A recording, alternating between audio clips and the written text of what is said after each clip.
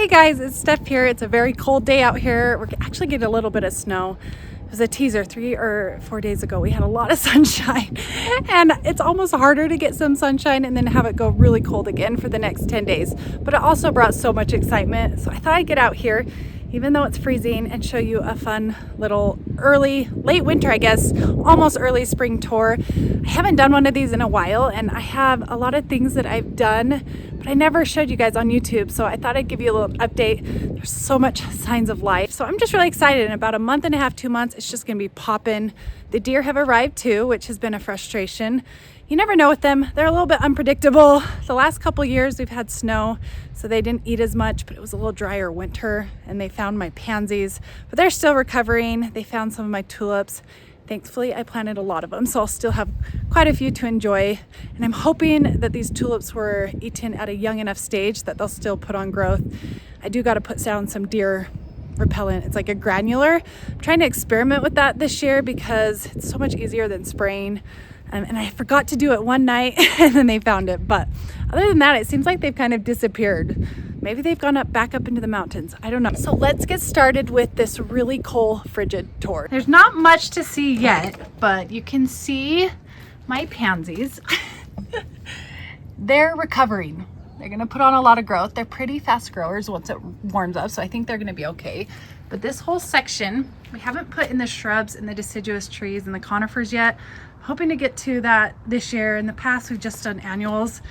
And so this will be a beautiful spring show. But see my tulips? They haven't found all of them, but right here, they were just so little. I thought that I'd be okay because they were barely out of the ground, but that was a mistake. But look, they didn't get this one. The ones around the house, they didn't get to, thankfully, so they're a little bit more protected. And then we've got a bunch of tulips in my container pots. And some of these have come out later, thankfully, than these ones. So you can see, dang, I was pretty upset, but I'm over it now. They didn't touch this container pot though, and I'm really excited. Oh, they only got one of them because they have so many unique varieties that I got from all over online, and so ones I've never seen. So I spent a little bit more money on these ones, but they are the focal point of my front porch. And so I wanted the prettiest tulips that I could have. More tulips. I think I've got about 50% of them that haven't been eaten. They came out a little bit later, so that's pretty good. I did plant a lot of them. And then the daffodils. We've got a nice drift of daffodils.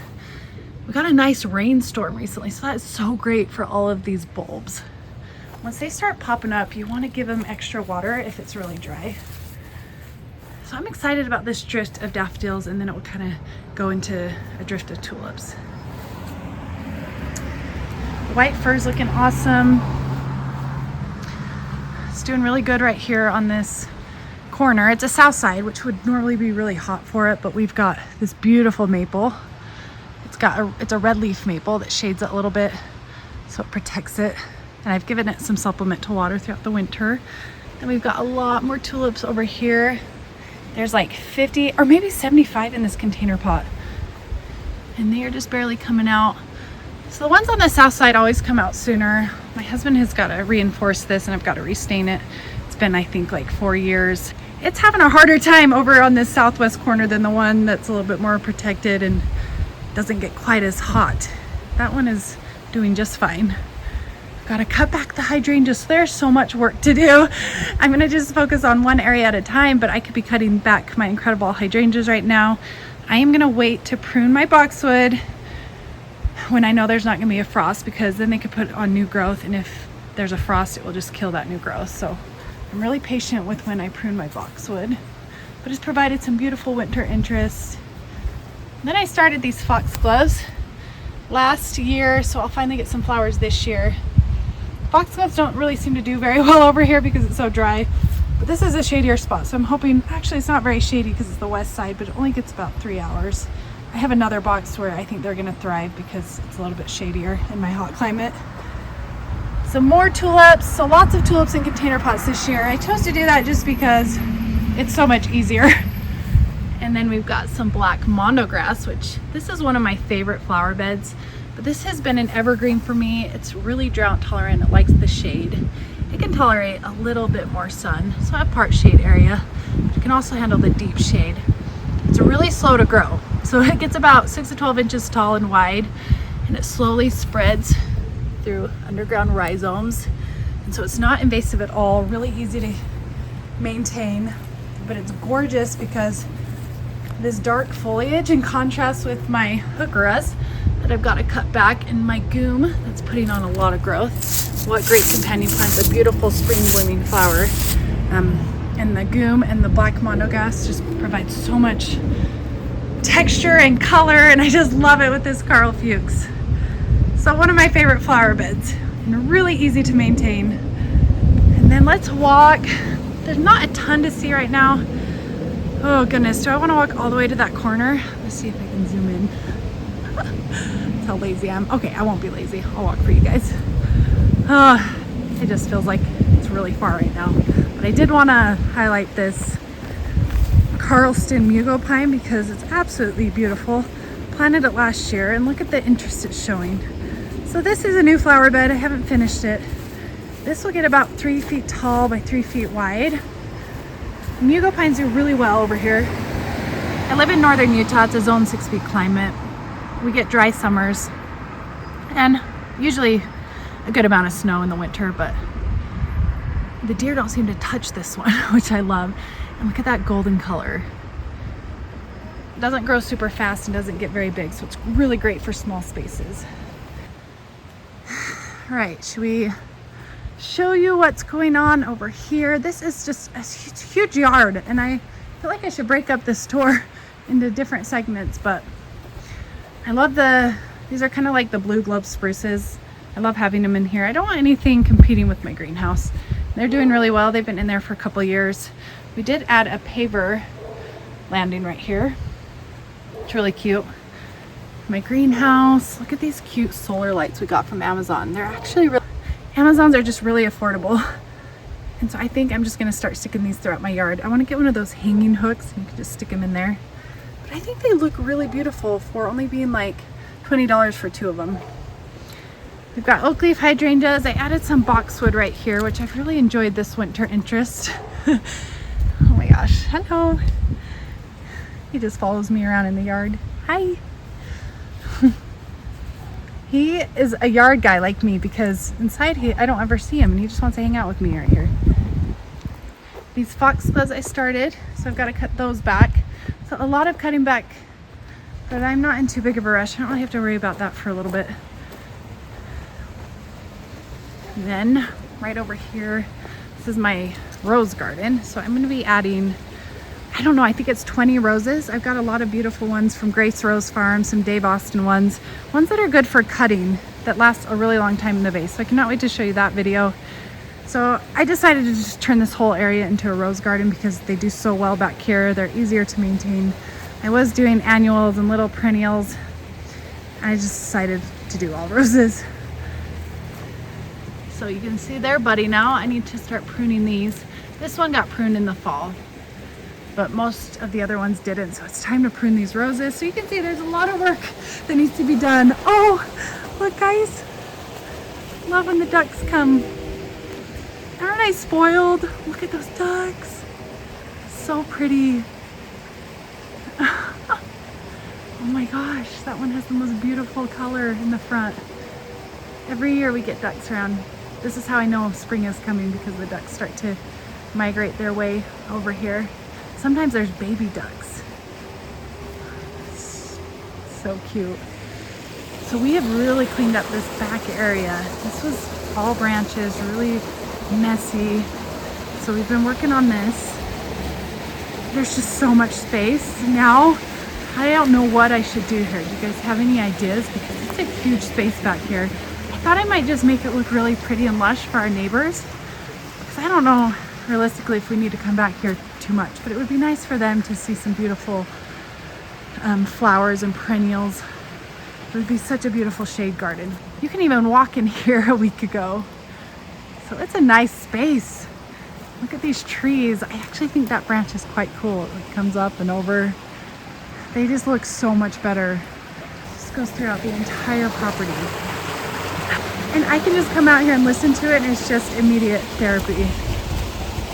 Oh, it's looking so much better now that things are getting cleaned up. I wasn't able to enjoy it because it was so messy. All right, I'm gonna walk over here, just show you some of my favorite trees. Oh, the daffodils are starting to peek up. I use these ones for cutting. They're really cute varieties. So they go all the way up and down here. I pruned back my sweet autumn clematis, which is a beautiful clematis. It's not invasive in my climate. In other climates it can be. I've got to add another one right there. So it's one of the easiest because I just cut it back pretty much to the ground in that one. I'll show you up close. So you want to do it late winter, early spring. So it's looking really good. Looks like nothing right now, but everything's alive and it's going to put on so much growth now that it's like the 4th year. Got a ton of tulips coming up again. It's like my little meadow of tulips. Not little, my big meadow of tulips. I thought about getting rid of them, but oh, it's so hard. I'm just gonna let them bloom and then just mow them back and put mulch on top of them. Kind of wish I didn't plant them, but they're really fun. Just because once you put tulips in the ground, it's really hard to get rid of them. And I don't want to use weed killer because I don't want it to damage anything or affect anything negatively in my yard, so especially the fruit trees. The beech trees, we planted these are the red obelisks, one of my favorites. I think we planted them last year. Really healthy. They are just really cold hardy, really tough trees over here, looking really good. We planted them, they were this size when we planted them, so they went through a little transplant shock, but they're doing just fine. And we've got a ton of tulips. So this is what I'm talking about. I thought I got every tulip out of the ground last year, and look at them, they're everywhere. But I did take out a ton of them and thin them, so I'm hoping I'll get a lot of blooms. I just don't want too many bulbs underneath the ground competing with each other, or else I'll just get leaves. Unless they're naturalizing ones, which these are not. The Darwin varieties are naturalizing ones. So I often treat my tulips like annuals. But it's looking really pretty out here. I'm having so much more winter interest than I ever have. I've got to cut back my Lady of the Lake. This is a big rose. If I had known how big it got, I probably would have chosen a smaller variety, but it's okay. Roses can be pruned hard. I can cut back that entire stem. I can really cut back all of these huge ones, especially the big canes, because roses are so, but it's always gonna outgrow it, but it's so pretty. And this is the best way to prune climbing roses in an obelisk. I find it so much easier than on walls. And then this is the Suncrest Evergreen. My husband just pruned it a little bit. It was really clumpy, so it looks a lot better, but isn't it so beautiful in winter? It's a dwarf variety. Then we've got some ginkgos that we just pruned. This is the Gold Spire, beautiful golden color in fall. So not a lot is happening. Some more geranium. This is the Biacova variety. They stay in control. They stay a little bit smaller, and they're just so pretty all winter. So look at that red interest. So you can see I have a lot of geranium, a lot of repeating flowers. My yard is so big. In order to make it look more naturalized, I got to use less plants and bigger masses. And so it's going to look so great this year. It's really coming along. Cut back my lamb's ear. The Helen von Steen does so well here. It's a bigger leaf. It's not invasive. I haven't had it start anywhere. Even when it put on a few flowers, it doesn't do that every year. But I just love the texture. So it's putting on some growth. And I've got clump there, clump here, and some more throughout up here. Ladies Mantle Mass. Got to cut that back because it's putting on growth too. So much work. So it's wanting to be cut back. See all these signs of life. How exciting. This is the Forest Pansy Redbud. It likes to be under a little bit of shade, so I got this big walnut tree. This is like, I think the 5th year it's in here. Just doing so well. But it doesn't grow very quickly, that's for sure. And then the yew. Somebody wanted an update on my Hixai yew, and it's really, really happy. It is putting on, I think, growth pretty quickly. So look right here. In 1 year, it put about that much growth on. Really likes the deep shade. And this one you can prune pretty aggressively, so I wanted to block out this view. There's usually a car right here. It's right there for now, but I can keep it nice and narrow, and it will create a nice privacy hedge right here. I'm starting to get cold. I'm starting to do the thing where I can't talk very much. And then, oh, lots of walnuts. This is an English walnut. Thank heavens, because black walnuts you can't grow anything under, and I was so worried about that, but English walnut is just fine. This is actually one of the most pretty trees in my yard. I absolutely love it. We do need to prune some of these lower branches, lots of pruning. And then I love the green velvet boxwood. It's got more of a rounded form, so I think it's gonna look really nice in this flower bed. But they like the shade too. It's doing really well right here. But look at all of this beautiful winter interest. It's just coming along. It's taken a while to get here. I'm loving it. And then these are the tricolor beeches. Beautiful pink color. So I have changed my mind on one flower bed. I often do this. I'm really happy with most everything, but I was kind of new to gardening when I planted this flower bed, and my style, my design has changed. I really like the naturalistic look, and so I have those 2 tricolor beeches, and I wanted to add 3 more right here. So 1, 2, and then we're gonna add 1, 2, 3 where those sticks are. That one fell over. And so it's just gonna look really beautiful. I needed some more height right here. I had some roses that I transplanted to my cutting garden, and so I'll still really be able to get to enjoy them. I think once I add 2 more of these tricolor beeches and add a lot of beautiful, lush, lower growing perennials, it's just gonna be exactly what I want. So I have 1 more right there. I wish I could give you guys this smoke bush, but that's what I had there too. And so I moved that. And then I have a hydrangea behind there that's going to be such a great accent to these tricolor beeches. And then look how cute the birdhouse is. My husband built me this for Mother's Day. These are all individually cut, and it's doing really, really good. I have a pretty clematis that's going to climb up here. And so what a cute addition. Cute little structure piece. These are expensive online, and the ones online can just be so massive. I don't need one that big. So this is a juniper, a blue point juniper.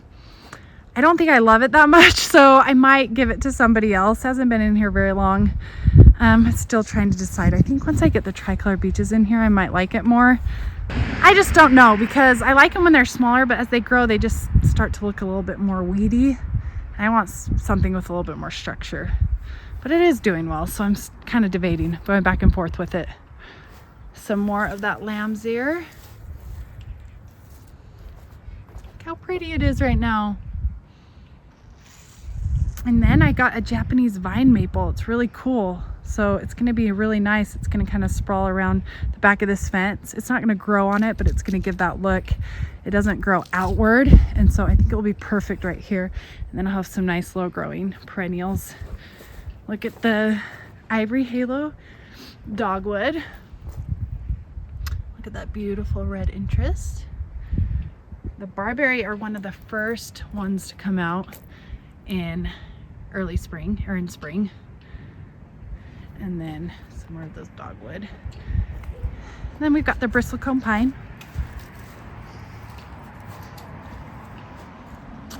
Gorgeous. It is so cute on this corner, and it can actually be pruned in the spring. These will get really big, but they're slow growing. This one's a smaller variety. It's the Rocky Mountain bristlecone pine, and so it's gonna have some room to grow right here. It will get taller. We can prune back some of these limbs. That one actually needs, that one actually needs to be cut back. But I think this yard has just come a long way. All right, I think I'm almost done. Sorry. I know there's not like a ton to see right now, but it's very exciting. I love sharing this. So I wanted to show you my hellebore. So a lot of my stuff is just perennial in certain areas. But look at the hellebore. I cut those back, and this one is just popping. So I've got quite a few that will naturalize and get bigger in here. So I want to spread this area a little bit more. We're going to paver this area in, and then I'll have more of a massive hellebore. but they are the earliest to come out, and they keep this interest all summer long in a shady spot. They do like the shade. Look at this fantastic color. Wow. And then in here I've got a lot of heuchera that the deer chomped back for me. Thank you. I appreciate you saving me a step. And they're starting to put on some growth. So a big mass of these. These are so much fun. So many different varieties and color. And then hostas in here, they're like the latest to come out. And then we've got some bleeding heart, which I'm surprised I haven't seen the bleeding heart yet.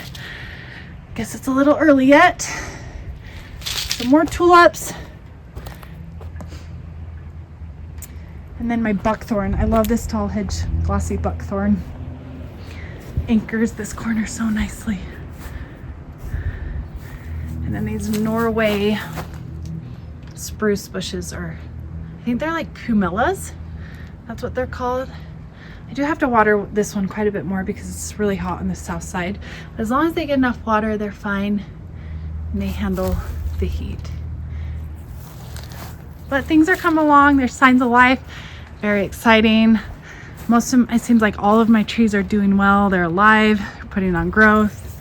I did give them some supplemental water when it was really dry in winter. I will have a fun video on this, but this is some current projects that we're working on. Well, I guess one project. So this was a really ugly pad.